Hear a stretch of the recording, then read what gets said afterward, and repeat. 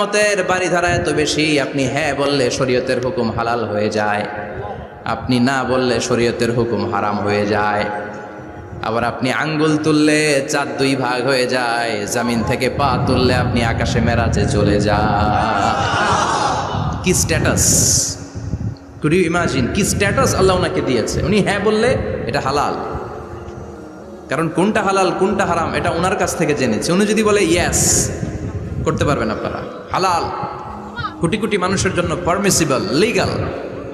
উনি যদি বলেন নো, আমাদের সবার জন্য এটা হারাম, কোটি কোটি মানুষ আর করতে পারবো না। ফুল তুলেছেন, চাঁদ দুই ভাগ হয়েছে, পা তুলেছেন, মেরাজে চলে গিয়েছে। আল্লাহু আকবার। তার মানে এমন নবী যে নবীর হা এবং না এগুলো শরীয়তের দলিল, ঠিক কিনা?